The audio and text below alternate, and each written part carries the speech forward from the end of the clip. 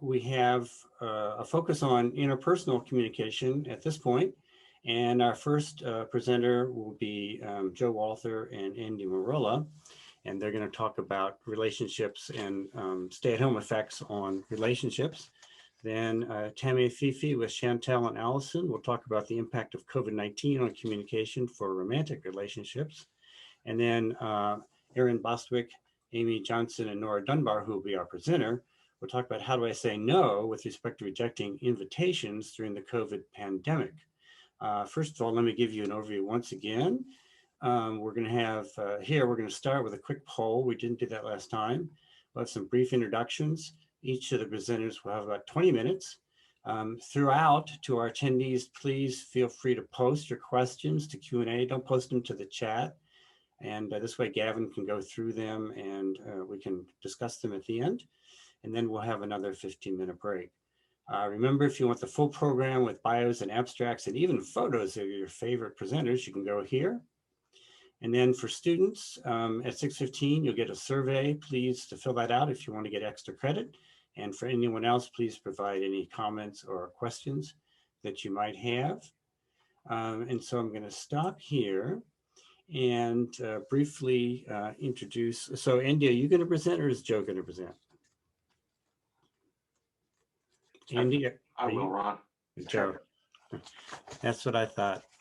Okay, so many of you know Joe, and he's been in our department for a while. He is also a distinguished professor in the department. He's also the Mark, and without my glasses, it's hard for me to tell. Mark and Susan Bertelsen Presidential Chair in Technology and Society. He's also the director of the Center for Information Technology and Society. And his teaching and research focus on computer-mediated communication and social media and personal relationships, groups, educational settings, and interethnic conflict, topics on which he has contributed several original theories and numerous experiments and surveys. So we're very pleased to have you. Take it away and share your screen. Thank you very much, Ron. I'll put up the screen shortly, but I also want to introduce and thank my co-author, Andy Marola, who's with us today. Andy is a fabulous scholar of relationships and interpersonal communication and really added some depth and nuance to this study that I would not have been able to do by myself. And so thanks for joining us, Andy, and thanks for sharing in this project. The title, of course, of our work is when almost all relationships went online. The pandemic's stay-at-home effects on mediated interaction and relationships. And I want to share the rationale for this study, what really got us curious to start looking into things. The rationale is simply that almost everything that we know from research about mediated interaction among people and their relationships has been done within what we would call a media ecology. That is, what is our normal media usage environment look like, that includes the ability to use face-to-face, the ability to choose other channels and so forth. And the stay-at-home orders related to the pandemic really changed that dynamic. Everyone was supposed to stay at home, and all of a sudden our link to everybody was through some form of medium or another. And that got us curious, what effect did this have on the maintenance of people's interpersonal relationships in a few particular instances? And did this give us an opportunity to reevaluate any of the theoretical knowledge that we might have built in this area? Does it work in an environment where everybody goes online? Some relationships were like that already, long distance romantic relationships, virtual team relationships, but this kind of forced everybody into that same boat, and it got us curious about things. So our study involved a survey, and I'll show you with you the characteristics of those who responded. But the survey was about 4 particular relationships: close friends, romantic partners, a relative, and the relationship with the instructor of everybody's individual favorite course. And we asked people questions about these particular forms of media: video conferencing, which was primarily Zoom conferencing for most people, phone calls, email, the exchange of photos via programs like Snapchat or just attachments to text messages and so forth, texting itself, and the use of social network sites, which I'll abbreviate as SNS in some of the slides. So we asked people questions about each of these media within each of the relationships. And so there was a lot of repetition, but there were a lot of dense coverage in that respect. And here's the questions that we asked. For each medium, for each relationship, what would you say was the percentage of communication, the frequency? Was it tended to be private or public? How much conflict did you experience? And if you had some, what were some of the things about which you had conflict? Did you discuss novel topics or issues? Did you talk about things that you wouldn't normally have talked about in your relationship? And if so, what were those topics?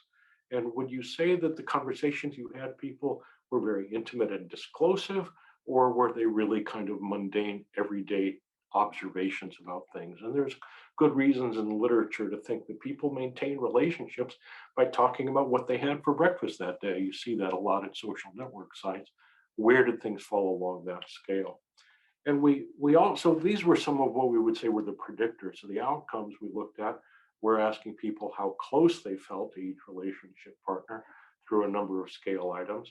But you know, that could, we don't know what's cause and effect really by asking how close you are. Did that drive media use, or did media use drive closeness? So we also asked some questions designed to assess any kind of changes over the course of the stay at home compared to before the separation. Do you feel more or less affectionate, more or less intimate, closer or farther, and so forth? Who answered this survey? We sent the survey in June, just about 11 months ago.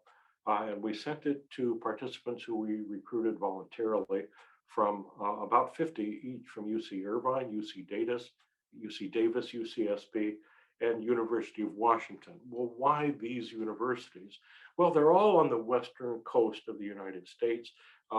We could have just done UCSB, but of course we wanted a little more generalizability.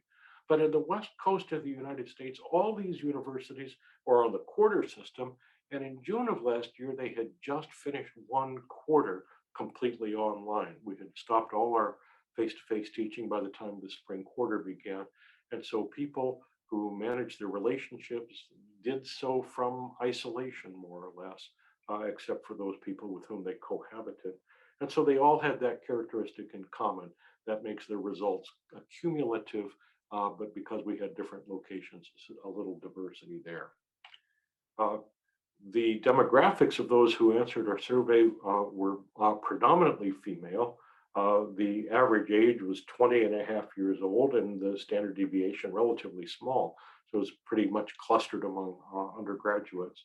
And there was a predominance of Asian respondents, and then much less smaller percentages of Caucasians, Latinx. People reported blended, and then very few of some of the other demographic categories. So not a representative sample of the students, but not a predominantly Caucasian sample of college students either. This is a quick line. I realize this is very dense. We're glad to share our paper with you. If you would like, please just drop me an email.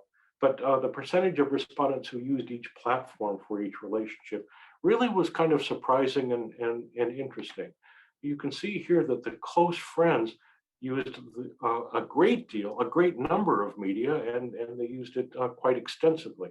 Only email seemed to be disused among close friend relationships. Close friends predominantly used video with one another, which personally surprised me. Video was that which we used for our courses and so forth, but I guess it was readily available. People were using Zoom a lot, so they seemed to use it for their close relationships also, but they used everything else as well. Email was not popular among close friends or almost anybody else either. This was a surprise to me too. I'm somebody who lives and dies by email, but apparently the college students are not using email, at least in their personal relationships, with the exception of emailing to instructors, which they did a lot. We see also that texting was kind of the overall winner. This is the medium that was used more frequently or to the greatest percentage by these students in all of their relationships. Texting wins, so to speak.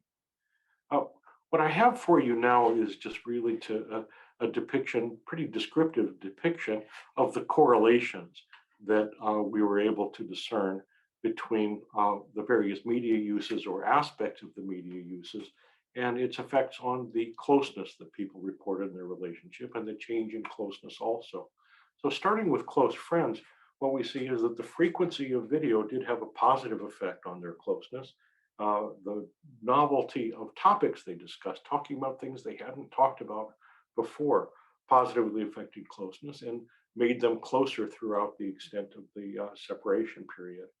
The frequency of texting one another made them feel closer, and the texting of novel topics also had a change over time. Both the percentage and the frequency of photo sharing made people feel closer, and the frequency of messaging in social network sites also helped close friends feel closer throughout. So we see a lot of positive results. There's no negative correlations within close friends. Close friends, all of these relationships were somewhat robust to some extent, but it looks like particular aspects of some of these media uses help close friends feel closer throughout the separation period. We did follow up, as I mentioned, to ask what were those novel topics you tended not to talk about until you used media throughout the separation period. And unsurprisingly, you'll see at the bottom of the graph that both by texting and by video, the most frequently discussed novel topic was COVID-19 and health issues. Of course, this had to be novel because it hadn't existed before. Nevertheless, it took up a good proportion of their conversations. And of course, it gave them a lot to talk about.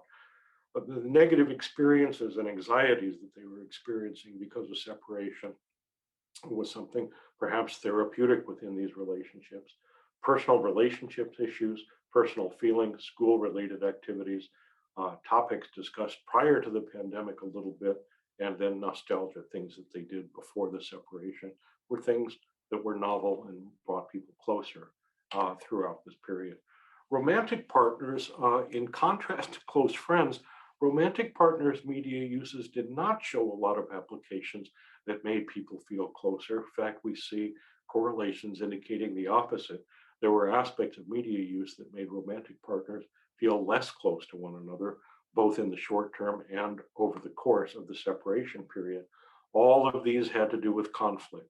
And interestingly enough, conflict seemed to bleed from one medium to another. This is consistent with some theories about media multiplexity, but people who were having disagreements through video, phone, texting, photo sharing, and ironically through social network site usage also.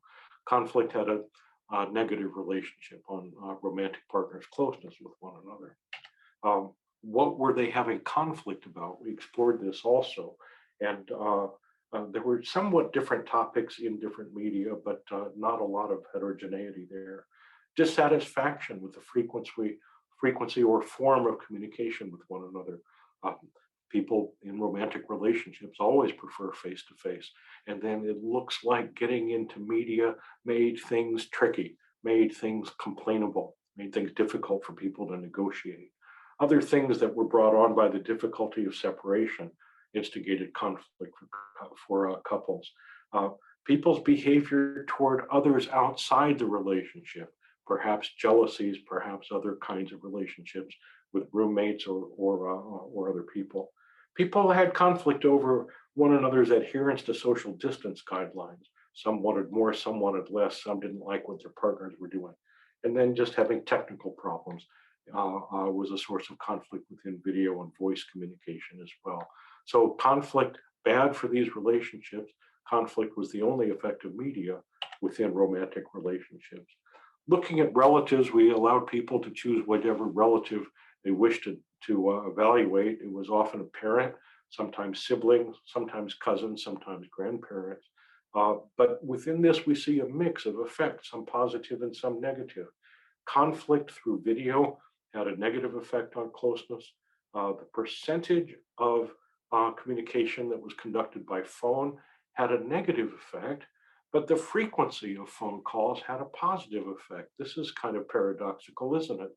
So it appears from a distant level that people like to hear from their relatives frequently, but not extensively. They like to be getting in touch and be thought of by relatives, but it didn't have to consume a great deal of their communication capital. Conflict, negative by phone. Texting frequency, like phone frequency, just getting a message that indicates somebody's thinking about somebody else, had a positive effect both in the short and the long term. Conflict via photos, uh, whether photos were public rather than private, and had negative effects.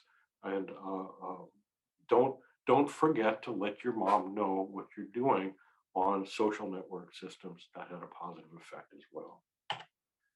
In terms of the instructor for people's favorite course, this is not a close personal relationship, but it's a relationship of very important interest for those of us who are instructors of courses that may or may not be people's favorites. And so we asked some other questions, given that we had changed, many of us, the way we were teaching online. And I wanted to know, and Andy and I wanted to know what effects those had. Interestingly enough, we had all been instructed through other very good research on campus that students really like to be able to view our lectures asynchronously. They like to take advantage of us recording our lectures so that they could consume them at a time that was convenient for them.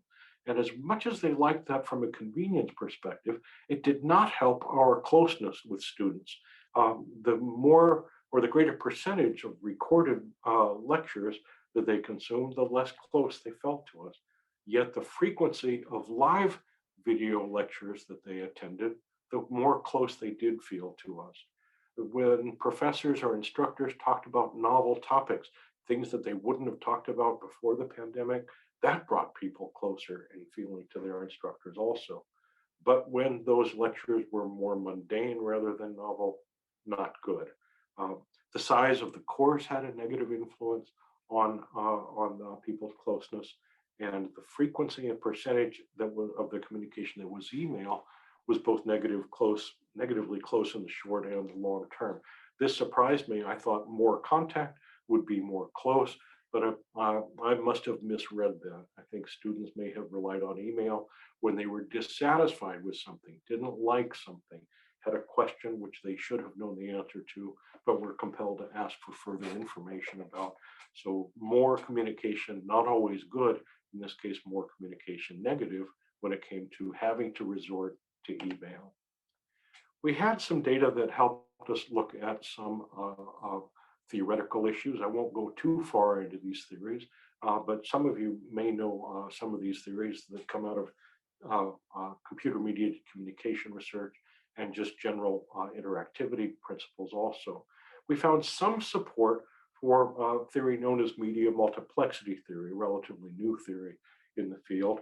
And this is a theory that has a very simple proposition that people in closer relationships use more different media to communicate within those relationships. And this seemed to be true across the board, except for people in romantic couples. In romantic couples, there seemed to be media preferences, and it wasn't the case that the more is better. Electronic propinquity theory is a delightful theory from 1978 that basically argues when you can't use face-to-face, anything less than that is better. When you can't use video, in other words, when you can't use a channel that has a lot of cues, then the channels that have fewer cues available become better in the long run. And we did find evidence for that, particularly within the romantic relationships. So couples that did not have an opportunity to use face-to-face communication or video communication were much happier with one another when they used the phone, when they used texting, and when they simply exchanged still photos. So that was interesting support for a very complicated but fascinating theory. And then there is slight evidence for the principle of interactivity, that people do like to interact with one another. They prefer media that allows for interactive correspondence.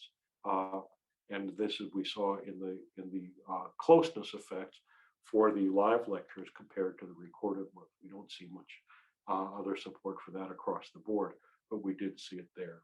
So we think that this is hopefully a glimpse into how technology operated in an environment when technology was more or less all people had to manage their relationships. We see that email was surprisingly little used and little valued, but what people talked about using these media, of course, had big effects as well as which media they did use.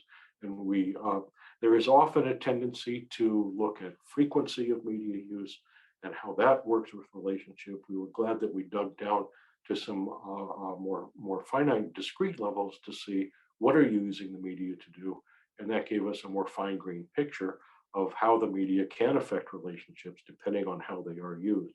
We hope dearly that we are never able to replicate this research again, that people who want to be together are together, and that no one is forced to stay at home because of a worldwide pandemic. Nevertheless, it was an opportunity to take a snapshot, and maybe an over time snapshot, of a very unusual opportunity when all our relationships go online, whether we wanted them to or not. And these are the kind of things that we started to find. Great, thanks so much, Joe. Sort of in a reflexive way, I know that your presentation was just a snapshot, but it was extremely rich. I mean, it's amazing the amount of material that you can not only study about this, but also report upon. And I think it reinforces the notion that, you know, our relationships are very complex and they're very mediated and they interact with each other. And so usually we argue about how media might change society and our relationships, but here it's kind of the other way around. You know, how does the environment change our relationships and our media use? And you're right, it's very unfortunate that we have this opportunity to look at that. Great work. Okay, we're going to turn now to Tammy Afifi and her colleagues. And Tammy is a professor in the Department of Communication. Her research focuses on family and interpersonal communication in two domains: how people communicate when they are stressed, like now, and its impact on personal relational health, and information regulations, avoidance, privacy, secrets, stress contagion effects. She is also the incoming chair of the Department of Communication, and she will learn firsthand about increase in stress levels. Tammy, please take it away. Are you there, Tammy?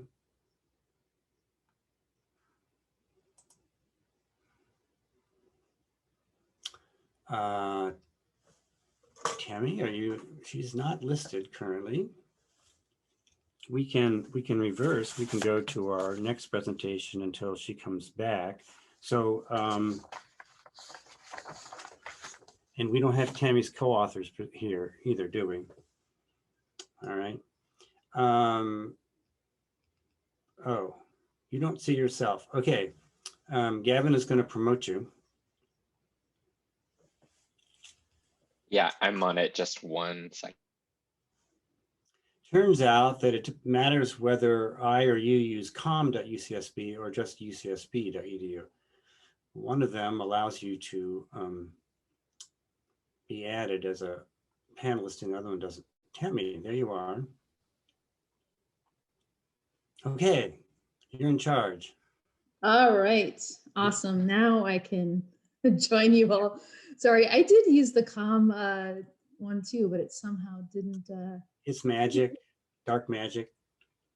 You never know. Okay, well, thank you so much. And it's exciting to be here to talk about this. It was also interesting as a relational scholar, having a spouse as a relational scholar. We're both communication, scholars in the same department, quarantined together. I think though we fared better than maybe a lot of couples because we already spent so much time together that it was just a little bit more than we were, used to.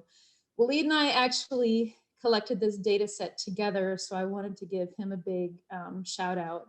In addition to Allison and Chantel, and we also have some other grad students like Jesse and Abdullah joining the team also we have a lot of data, as did, Joe and Andy. So we have a lot to analyze. But today we're going to talk about the impact of COVID-19 on married individuals and their co-rumination, which I'll explain in a second, uncertainty, stress, and mental health. So, I mean, the last 14 months is really all about uncertainty and stress and potential resilience and thriving. And that's what our whole data set was about. And uncertainty is really the inability to predict what's going to happen. And that kind of sums up our whole experience during the pandemic.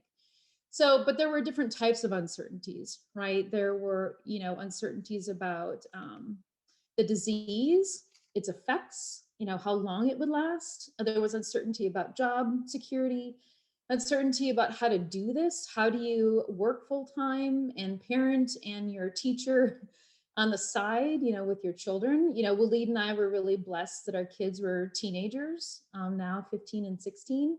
I honestly couldn't imagine how hard it would be, if people had younger children, and we had many colleagues where they had younger children.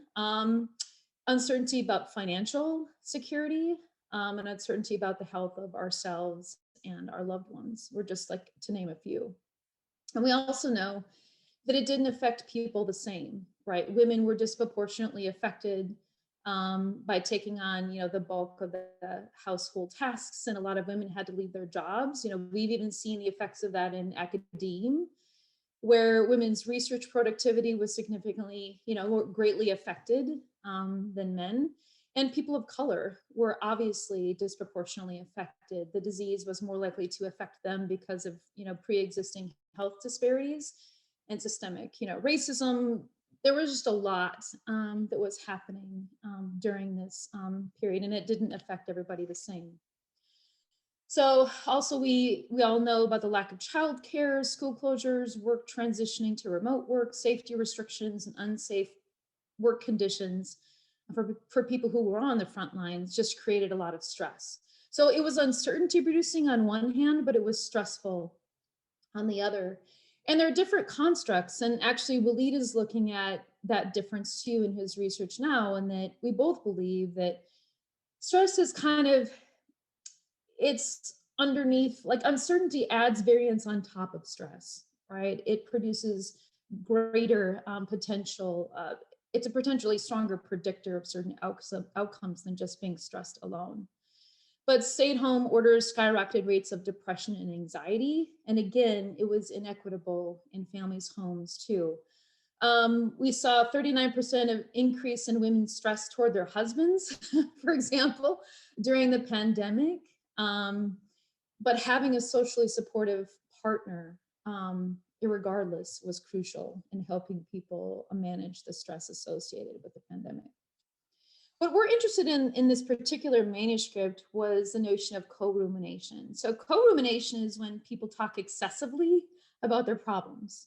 And none of us have ever been in that situation before, I know. And they revisit them, they speculate, they catastrophize about all the negative things that could happen.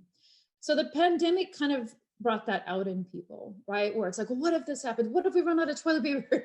What if it affects everybody? Like whatever, so there was just a lot of hyped up emotions and verbally ruminating and mulling and carrying that over into how we communicate with our family members during the pandemic. And what's interesting is that when you look at the research on co-rumination in general, most of it has been conducted with girls, like younger girls in elementary school and junior high. And what we find is that girls are often socialized to be very communal and to be like the relationship maintenance experts, even as young children. And they often talk about their relationship problems with each other, whereas boys are often socialized to be more action-based. And so what we find with young girls is they tend to co-ruminate about their relationship problems. And what that does is it makes them feel very bonded to each other, very cohesive, very close to each other. So that's a good thing. On the other hand, it simultaneously increases their anxiety and depressive symptoms. And some researchers have speculated, is that one of the reasons why women, for example, when they become adults, are twice as likely as men to actually cognitively ruminate, so to mull internally and worry about things. But research has actually found that on their studies with boys, the same thing happens with boys when you actually look at them too, just sometimes not to the same extent. But most of these samples are tested with white samples and very high socioeconomic samples. But we were wondering, what implications might this have during COVID when people are locked down together and they're talking about COVID all the time? And are there effects for gender as well as race? Because there hasn't really been any research at all looking at potential differences by ethnicity. So this is the hypothesized model. So the beginning, the predictor variable at time 1. So this is a 4-wave study that we did at the very, very beginning of the pandemic, April 15th. So in 2020, over a 2-month period in 4 waves. So we created a COVID uncertainty index where we asked them to think about all the negative things that they thought could happen during the pandemic when it first started. Do you worry about losing a job? Do you worry about being quarantined at home with your partner? Do you worry about your health, the health of your family members? And that would predict how much they co-ruminate with their spouse, how much they tend to engage in this verbal rumination with their partner. And those uncertainties are also going to predict how unified they feel. So communal orientation or communal perceptions are how unified a couple feels on combating their stressor, whatever it is, but in this case, it's COVID, and in life's challenges in general. Do you feel like your partner has your back? Do you feel like your partner is unified with you against this thing, this stressor? So do they feel like a team?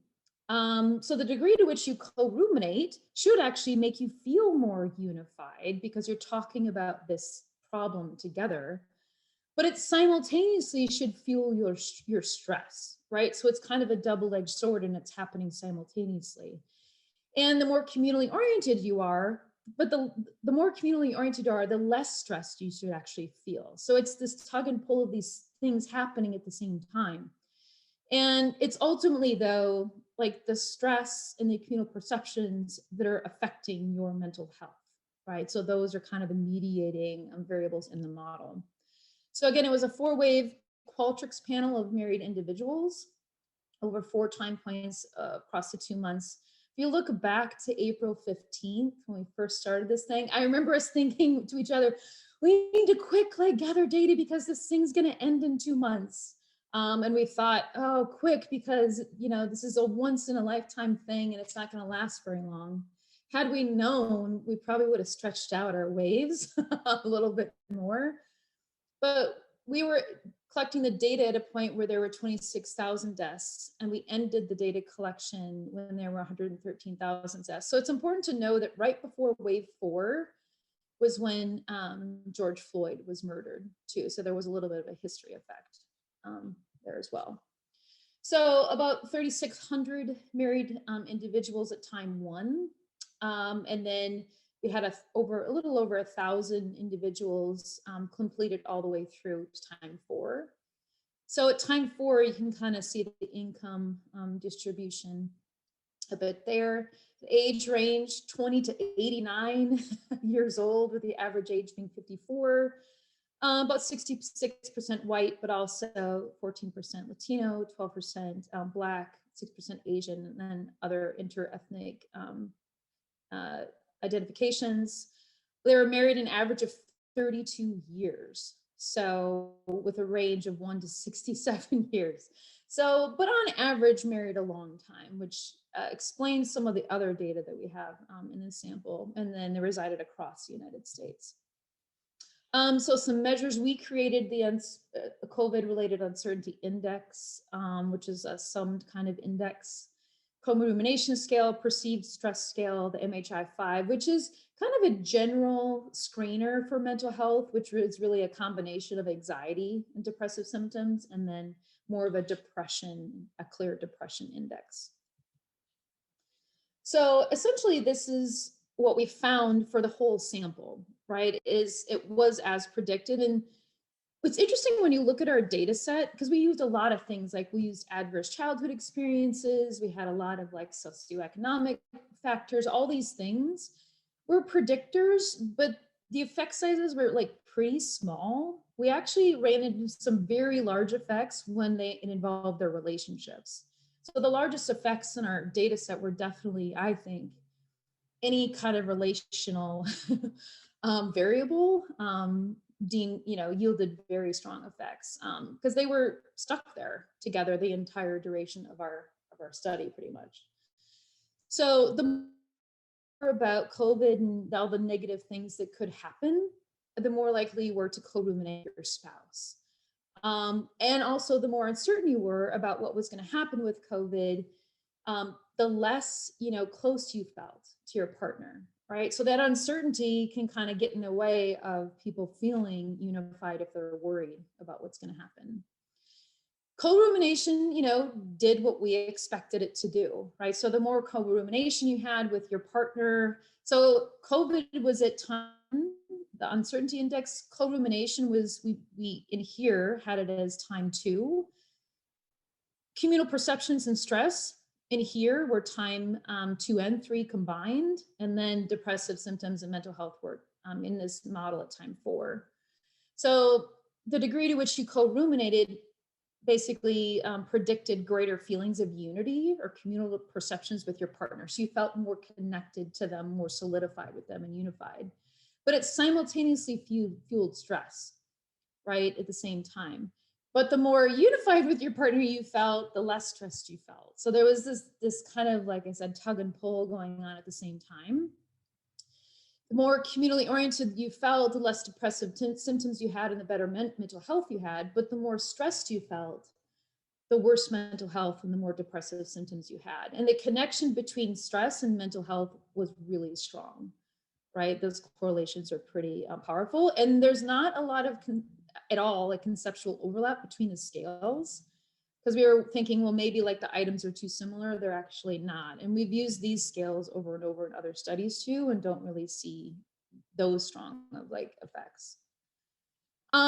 So then we applied the model by race and gender just to see if there'd be any differences. So the model fit participants who identified as white and participants of color. So we basically did a multiple group model where we ran the model by people who identified as white and participants who identified as Black, Latinx, or Native American in one group.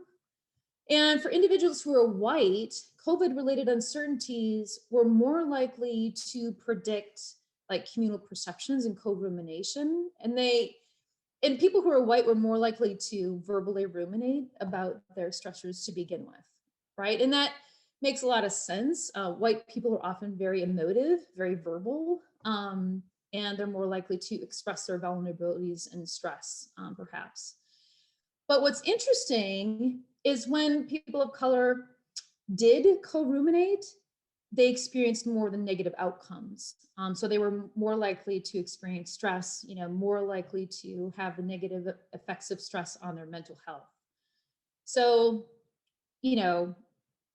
if they are engaging in this, it might actually be more harmful for them. Then we ran it by gender. The model fit both men and women. What's interesting is that the negative effects of like the uncertainties and co-rumination on their stress was worse for men. So the effects, the negative effects were stronger for men, which is kind of interesting because it's like, well, why would it not be for women if they're experiencing more stress related to COVID, which I'll explain in a second. So some of the implications, like talking too much about COVID related problems could simultaneously foster unity with one spouse and stress at the same time. It's possible theoretically for both of those things to happen. And I think it does kind of create this tug of war with one spouse, which is kind of normal during COVID. It's like you can feel unified and close with them in one moment, and then the next moment you're like, I need some space, right? Like you're stressing me out. It's stressing me out by talking about this with you all the time. There's also this kind of boiling pot effect, which I found in my research on communal coping as well. So communal coping is when groups of people experience the same stressor and proactively act on it together and problem solve together. Normally that breeds a lot of positive efficacy and mental health because you feel like you can do it together. However, when a group of people are highly stressed and they're sharing the same space, sometimes it can backfire, right? Where there's too much stress, especially if they don't cope very well, it can actually do the opposite. Sharing, so basically the moral of the story probably is that sharing problems with one spouse is important and can build unity, but we have to be careful perhaps not to talk about our problems so much so that it fuels and drives stress in that relationship, which can negatively affect our mental health. And I'm sure this was magnified by the quarantine, being quarantined together, the number of people in the household, as well as the number of square footage available when you were quarantining. On average, women in our sample reported more stress, and they reported more anger expression in another study that we're looking at, another manuscript we're looking at. So it actually isn't surprising that men were more affected by verbally ruminating with their wives. This is a heterosexual sample predominantly. So they might have been experiencing kind of wives who were a little bit frustrated at the inequities or other things that they were experiencing during the quarantining, and they were kind of maybe the recipients of that. And so it more directly affected their stress and mental health. And again, people who are white men engage in co-rumination more often, but when people of color do engage in it, it actually might more negatively affect their stress levels and mental health. Thank you so much. And I wanted to also thank the Dean of the Social Sciences and ISBER and the Office of Research for funding this project. Great, thanks so much, Tammy. I'm always amazed about how sophisticated and complex and deep and comprehensive your studies are. And in particular on this one, which I believe you had 2.5 days to prepare for, something like that, right? So extremely impressive, but also extremely impressive with the subtleties that you found. Life is not simple, as we've experienced, and you're certainly the best proponent of that.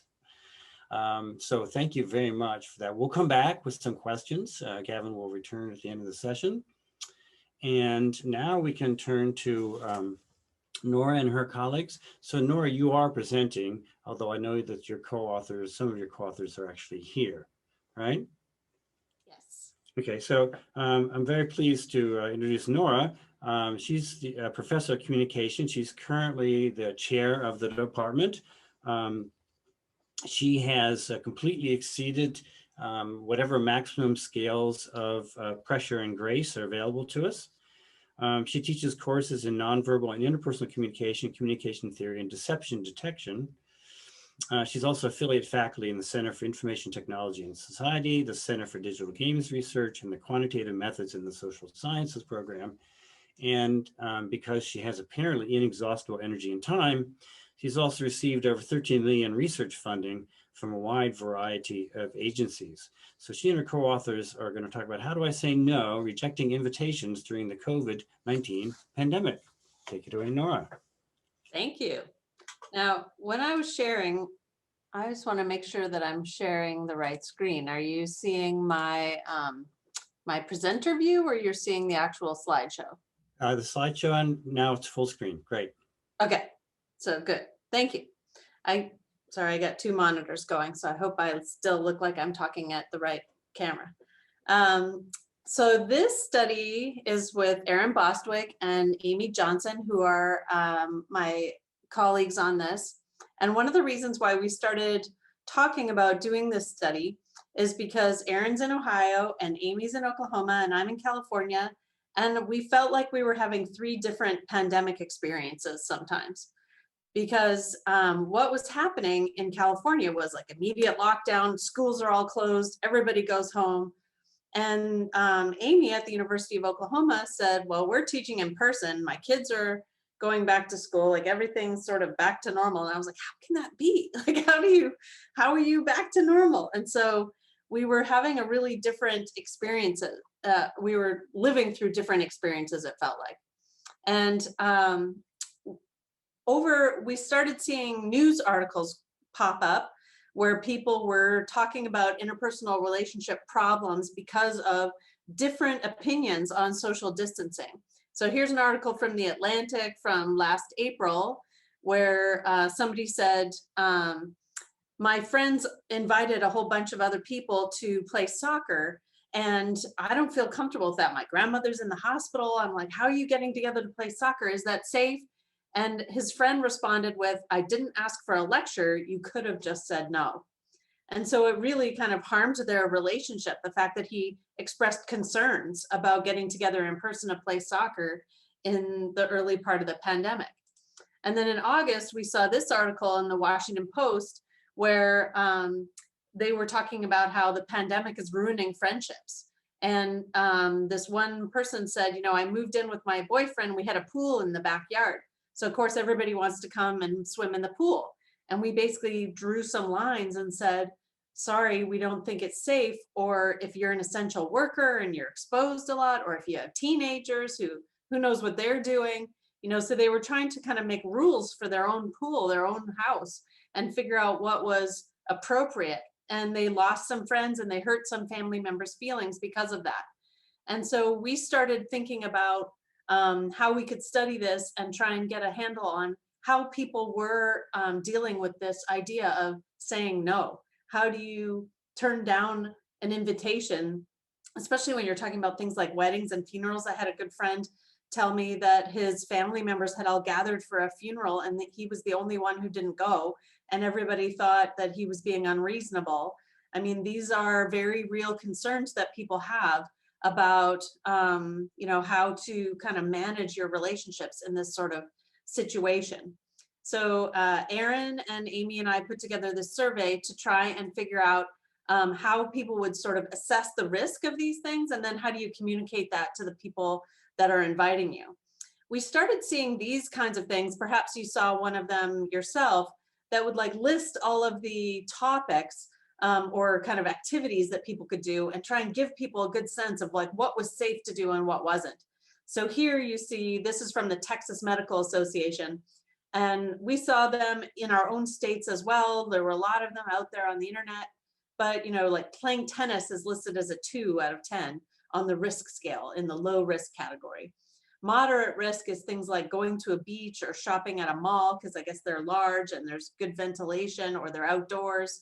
And then high risk was things like going to a movie theater, going to a sports stadium, going to a bar.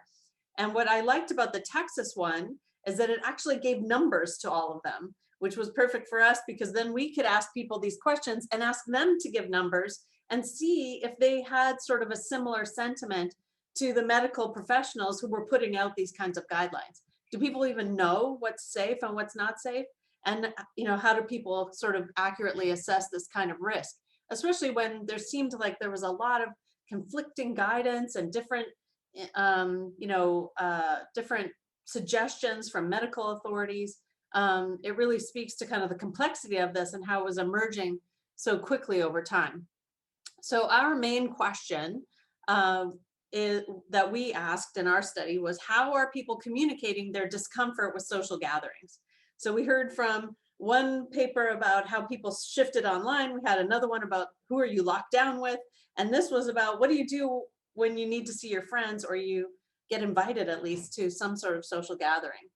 And we decided that the conversations based on what we had known about interpersonal communication and also the theories that we were familiar with, we took a few things into account. One was how risky do they think it is? And not that everybody has this like Texas Medical Association list memorized, but do people have sort of a good sense of how risky different activities even are? How close your relationship is. And also we thought that where you were probably had a difference because we were noticing real differences across states. You know, some governors were not having lockdowns or were opposed to lockdowns. Some states refused to have universal mask mandates, you know, and so there were a lot of differences in how the different states in the US were accounting for this. And then we looked at what kinds of communication tactics that people would employ in order to say no to, you know, a request that they didn't think was very easy to accommodate. One thing they could do is avoid the difficult conversation and just, you know, change the topic or pretend they didn't see the email or something. They could also really express their concerns, like that person who said, why are you having a soccer game? Is soccer safe right now? I don't think it's safe. But then, you know, you risk being rejected by your friend or family member. And because I'm a deception researcher, that's what I usually study. I was also curious to know if people would just lie to get out of it and not tell the truth about their reasons. And then we looked at some outcomes on your relationship, like how close you felt to your partner or friend or family member. Whether or not you thought your relationship would be harmed in the future. That's what that Washington Post article was about, is it destroying my relationship if I say no? And then how much do you kind of trust your partner? Does it erode your trust if your partner insists that you go to something that you don't think is safe? We then surveyed undergraduates at each of our institutions because we happen to be in 3 different states. We started there, and we had some in California, some in Oklahoma, and some in Ohio. And we realized that those 3 states represent pretty much the political spectrum. So we had California is a very Democratic state. We've had all Democratic senators over the past 20 years. We've had every time our state has gone blue in the presidential elections. Oklahoma is the exact opposite, is probably the reddest of the red states. And it is always electing Republican senators and always going red in presidential elections. Ohio's sort of in the middle. We called it a purple state. They voted for Republican presidential candidates 3 times and Democratic candidates twice. And they've also elected Republican senators 5 times and Democrats 4 times. So they seem like they're about, you know, as purple as you can be purple in the current political environment. We collected our data in the summer and fall of 2020, and we created 9 different scenarios. And the scenarios represented the different levels of risk on that Texas Medical Association chart. So we took a high risk behavior, a moderate risk behavior, and a low risk behavior, like activity, from the chart. So for example, here is a low risk activity. A friend from work asks you to play tennis with them next weekend. Tennis was rated only 2 out of 10 on the risk scale. And so that should be seen as pretty safe. People wear masks and they're distanced because you're on opposite sides of the court. We also asked scenarios about 3 different relationships: friendships, family members, and romantic relationships. And then we asked about a lot of different things: how much discomfort they had, whether or not they were willing to actually do the activity, whether or not they answered truthfully in giving their excuse on why they didn't attend, what they thought their perceptions of their future interactions would be, their relational closeness, so how close that relationship was, which was one of our moderator variables. We also asked them, how risky do you think all these different activities were, because we wanted to see if they were fairly accurate in knowing, and we compared it to the numbers on that Texas Medical Association chart. And we asked also a couple of other questionnaires that I won't really talk about too much today. We did find that location, where they were, played a very big role. So if you look at, for example, just a snapshot, in November of 2020, California had a statewide stay-at-home order and a ban on gatherings.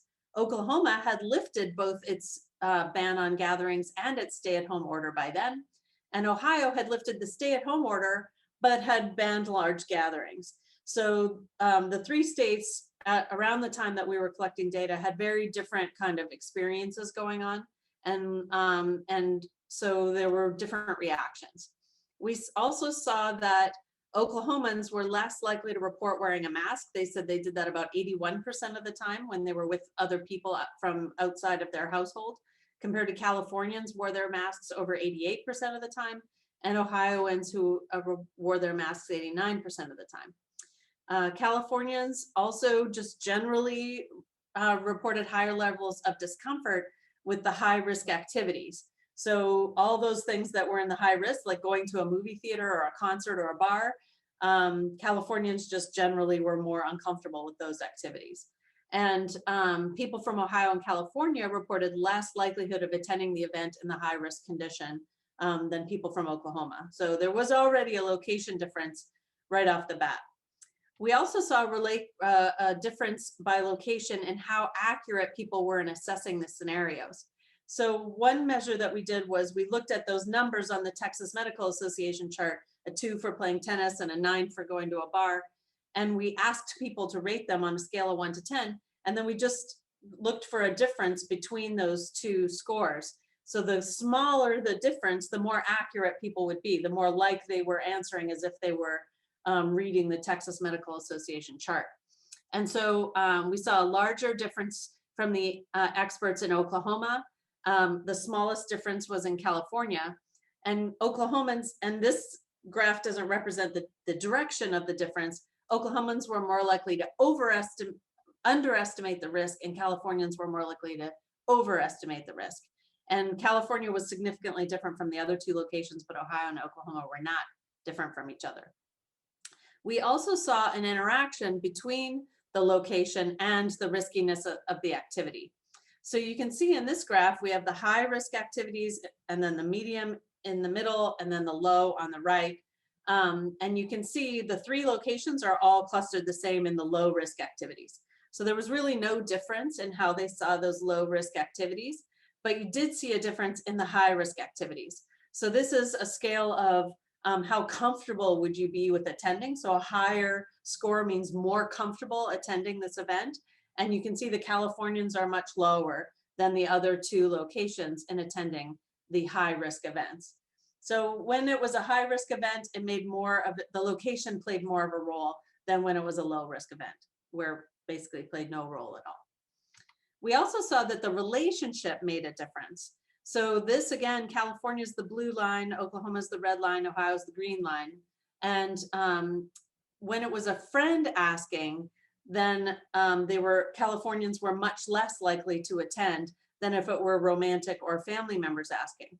Whereas the other 2 lines are relatively flat, it didn't make as much of a difference who was doing the asking.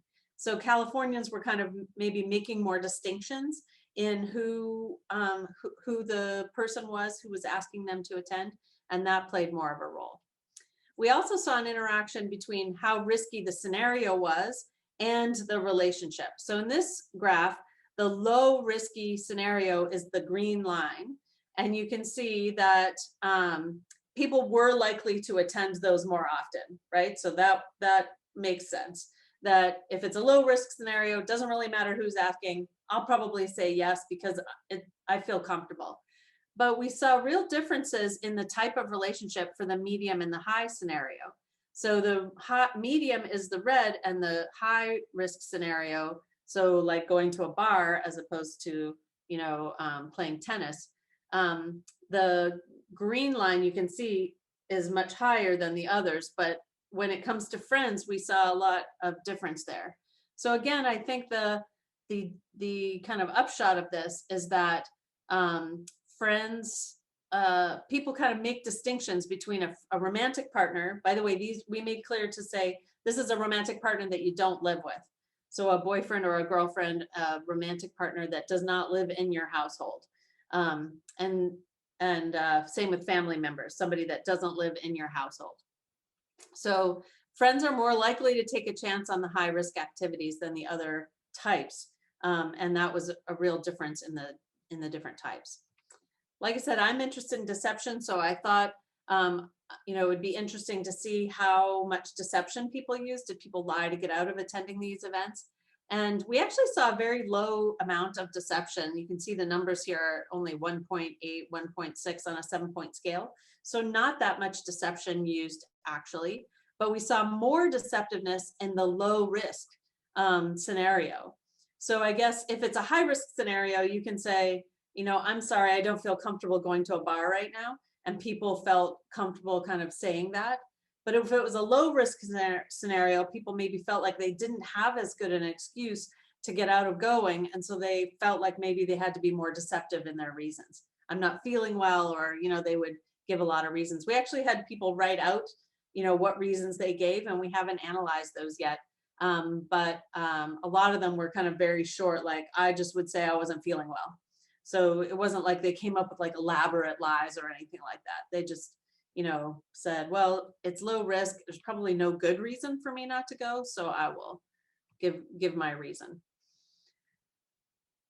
What we saw, I think, overall in this study is that COVID-19 became highly politicized in the US. And so different states adopted very different policies on opening, on mask wearing, on school attendance, on lockdowns, and all kinds of things. And that really filtered down into how people felt about their safety and how they responded to people's requests for attendance at these kinds of events.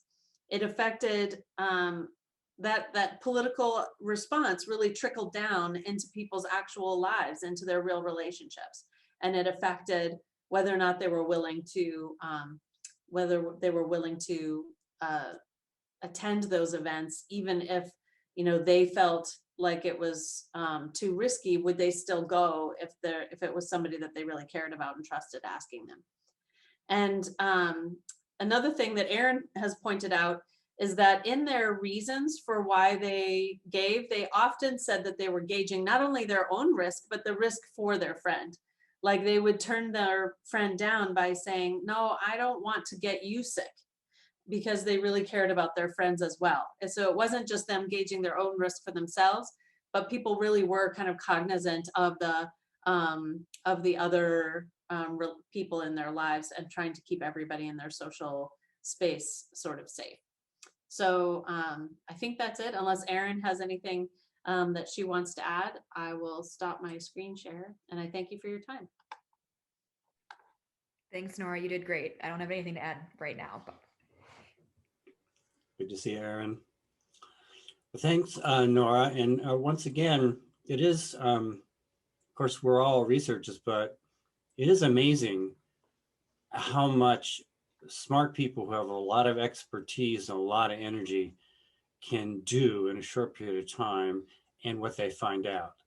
So I just noticed at least a couple subtleties. The very fact that you guys could compare across states really makes that stand out, because you can involve the ideological perspective and sort of the state cultural perspective. And also the notion that people have different reasons, both for themselves and for others.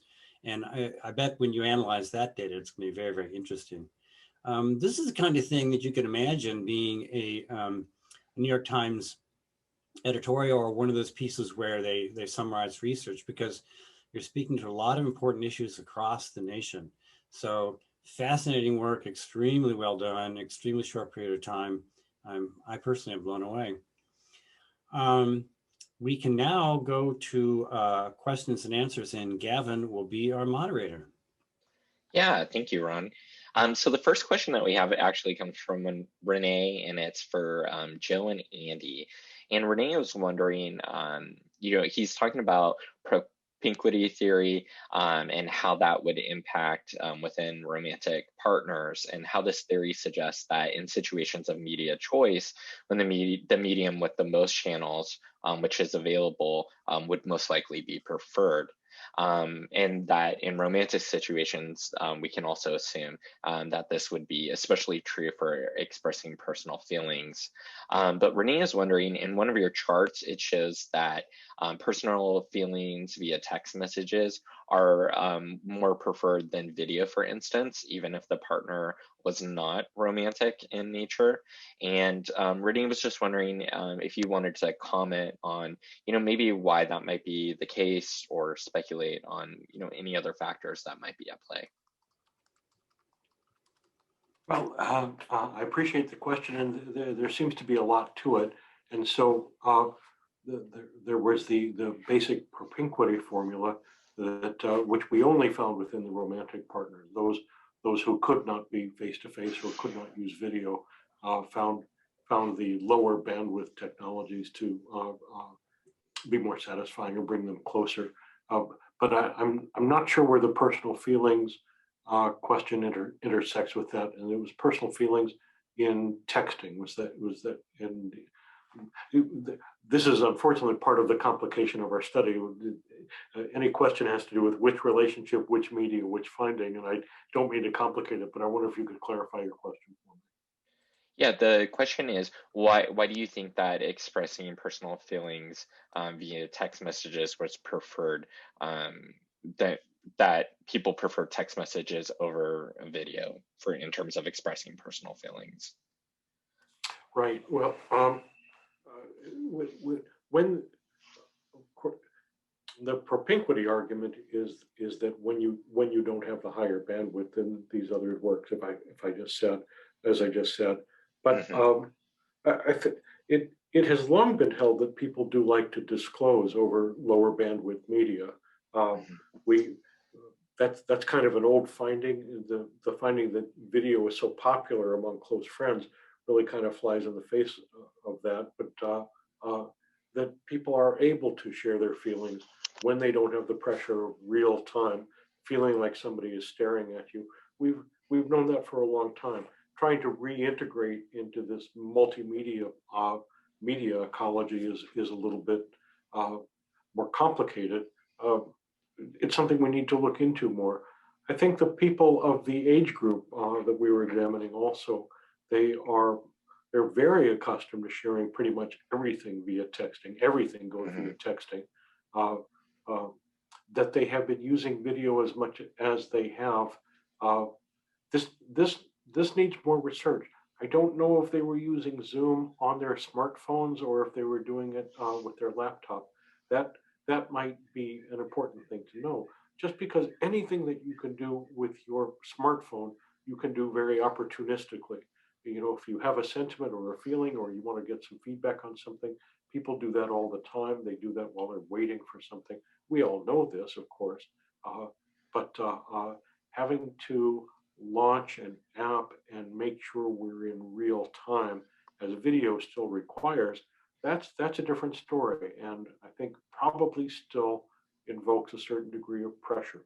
Now, if you're just spending your time on Zoom because it's there and you don't feel like studying, that's another story. Anything could come up, and probably personal feelings are more fun to talk about than what your homework assignment is, unless you have a complaint about it. So the answer, I'm sorry to say, is I don't really know, but it's a really good question to look into further. Yeah, even on a personal level too, I'm thinking about how, Zoom fatigue has made me prefer certain types of mediums over others. Many times I would opt for a telephone call over a video call just because I had been in meetings all day. And I personally am really interested, in tensions, especially dialectical tensions. And that leads me to a question that I have for Tammy. When you're talking about in your results about how there might be a tension between the unity that you feel as well as increased stress levels when you co-ruminate about COVID-19 specific factors, I'm wondering, in some ways, do you think that that is just another way that relational dialectics is manifesting in the situation, specifically the dialectic that we know people negotiate between the want for autonomy as well as the desire for independence? Or do you think that there's something else going on there? Yeah, no, I think you're right. I think the quarantine was a situation where those stressors were exacerbated. But, when I study communal coping, like Believe and I have done research in like refugee camps. I've studied like a whole host of different stressors. If there's like a high level of trauma we found, if there's a high level of conflict, if there's any violence in the family, anything communal tends to backfire. It actually can hurt your mental health because there's too much stress. People are not good at coping with it if they don't have the skills to cope with it. And it's just like this boiling pot. I think the pandemic, did that for a lot of people. In another study that a manuscript we're looking at what couples came into the pandemic with, right? So did you have greater levels of relational load or relational burnout at time one before all of this kind of happened? And then how did you maintain your relationships throughout? And if you invested in the relationship, but you didn't see it coming back at you from your partner, that can be very disappointing, right? Especially when you have all that time together and still not working, right? So I think about what you bring to a stressful situation. Like, people are already resilient to a certain degree. Something happens, right? And if you're not, it can actually send you into this really dark rabbit hole that people have a hard time coming out of. And if you were already strong when something happened, it just makes you even stronger, right? So I think it just exacerbated existing tensions that are more normal. Yeah, good question. Great, thank you. I have a question for Nora about your presentation, and this comes from Joe. Joe is wondering if there's an age effect on the ease of declining invitations. Especially we know that older people were more vulnerable to the risks and effects of COVID.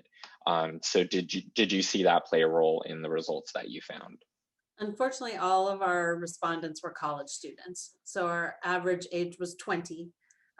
They ranged in age from 18 to 60, but most of them were young college students. And that was, partly out of convenience because, that's who we had access to quickly to try and get. I think we were in the same boat as Tammy, where we didn't know how long this was going to last. And we felt very pressured to collect data fast, and so we wanted to just get it out there fast. So yeah, I agree. If we had collected data with senior citizens, I bet we would have seen, an age effect, but we didn't in our data, only because all 3 of our locations we collected with data with college students. Yeah, but it sounds like you have a really great, paradigm. In some ways, I think this pandemic can be a prism in which you can unpack how deception interacts in these relationships, the types of risk decisions that we make, not only by behalf of ourselves, but for others, and so I'm really interested to see you guys continue that program of research. I have just one last question from the attendees, and I think that this question is a little bit more geared towards your presentation, Joe and Andy. This audience member is wondering, within the context of COVID-19, would you argue that the assumption of social information processing theory is partly circumvented due to the reality that conversations might reach more emotional depth than we might normally anticipate under different circumstances? And so an example this audience member gives is that people might talk about their anxieties or how they are dealing mentally rather than what they had for breakfast or something that happened in class during a Zoom session. Oh, that's a fun question. I'm reluctant to try to commit to an answer because there's so many factors that are very interesting that really could bear on the question. I think the research that Tammy and Waleed did that talked about how people co-ruminate and really express their fears, even to their intimate partners, shows that there's a pressure from this particular context that could be pushing people toward greater intimacy than they would expect. That people are separated from one another and are having to use sometimes low bandwidth technology, according to some social information processing theory and others, could catalyze intimacy. So the context, the relationship, the media, all of them kind of point in that direction of greater intimacy over different communication channels. This is such an unusual context, and it is so uncontrolled an environment. I'm reluctant to say where the primary factor might be.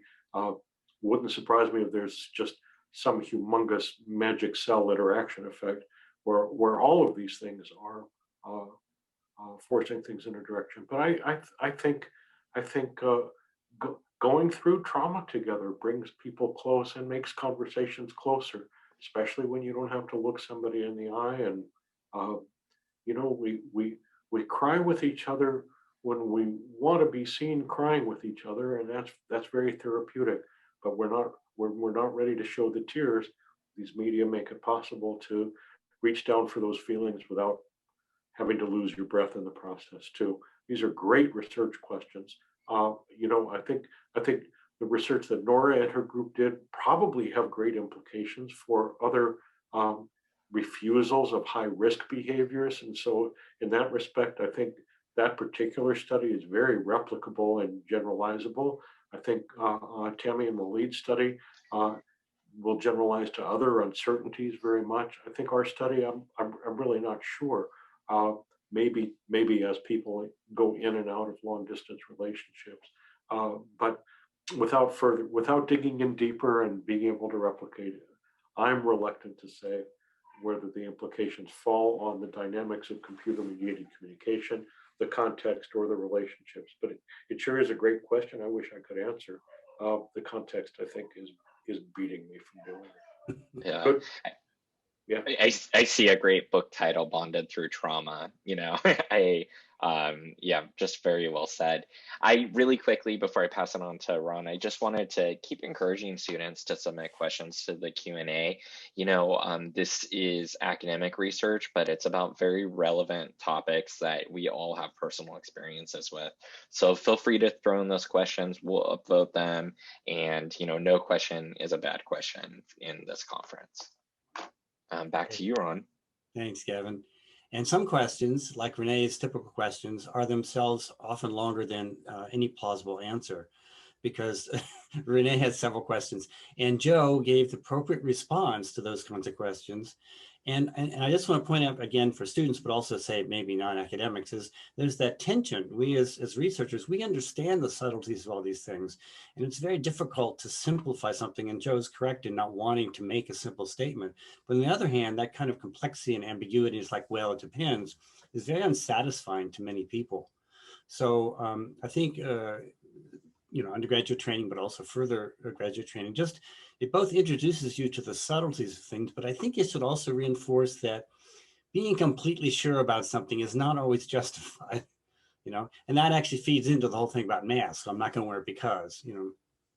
So fantastic research. I mean, just amazing. I mean, my colleagues just always just totally impress me and make me very humble.